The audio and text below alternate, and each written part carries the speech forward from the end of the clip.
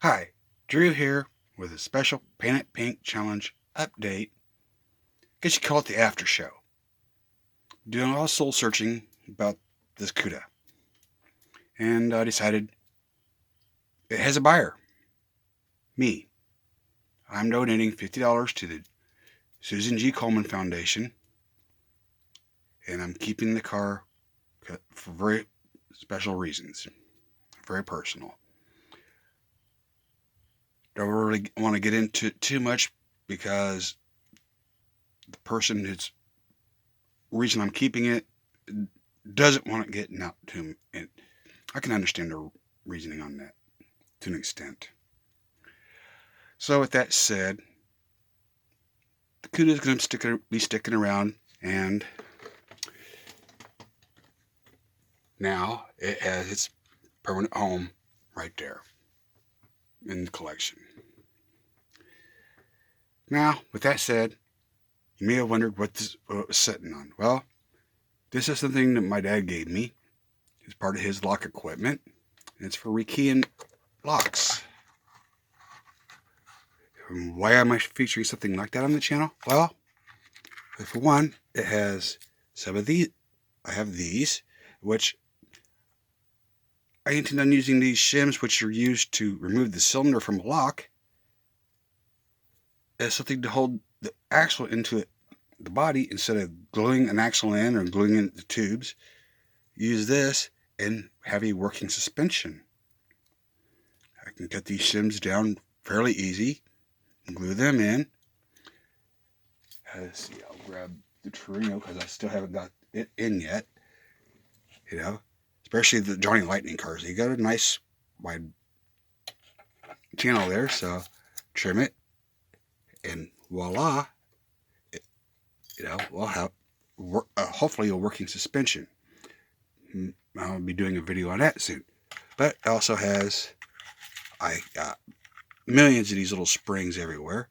Heck, they're going to come in handy for several of the four-wheel drive builds I've got coming up.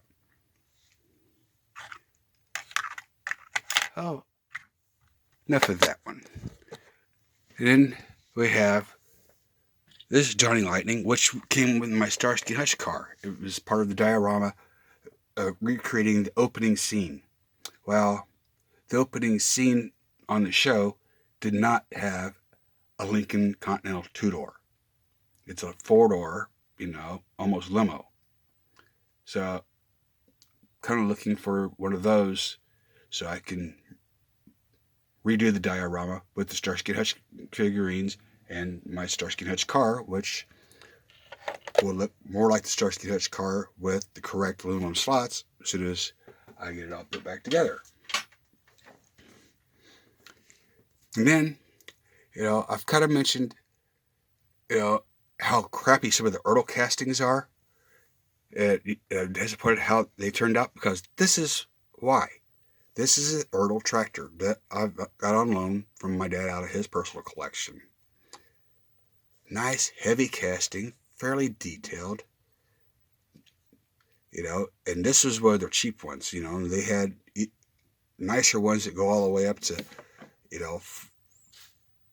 combines that actually, looked like it could be on the farm working. Ertl used to really have great stuff.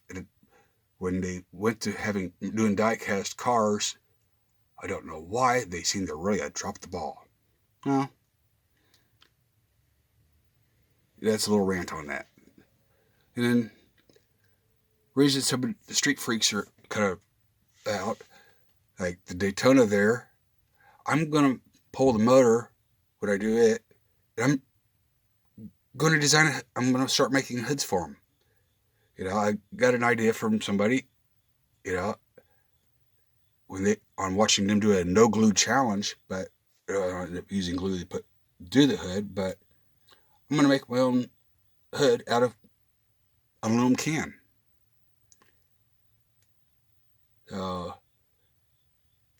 Hopefully you'll be seeing a build on that, and should come out good. Hope so.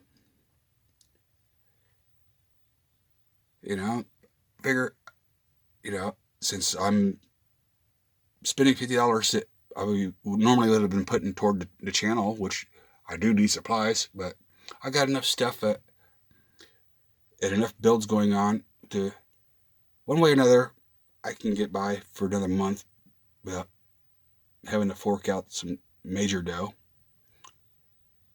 I think that has pretty good video content.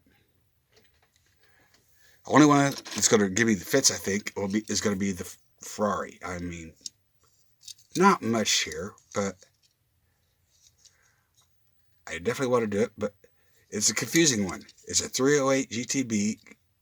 You know, you can tell that by how the front bumper is, but yet it's got a GTO front from the Ferrari GTO, that style.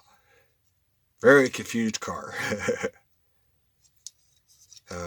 Unless I can find a better Ferrari 308 for a build I want to do, this is going to be it.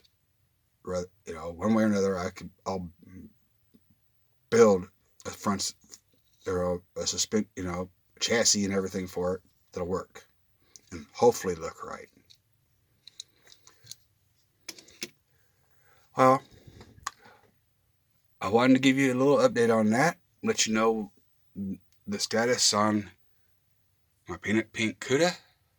And you'll see the Camaro, it's got its nice home sitting right next to the Vanishing Point Challenger. I wanted to give you that update, guys. I appreciate everybody watching. All the good, kind words about my builds. You guys rock. Oh, one more thing. Brian over at Diecast Outcast, I got an idea for you. Let's do this at Paint Pink Challenge annually. What do you say?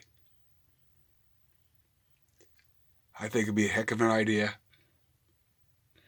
I, believe we did some great things. Brought a lot of great builders.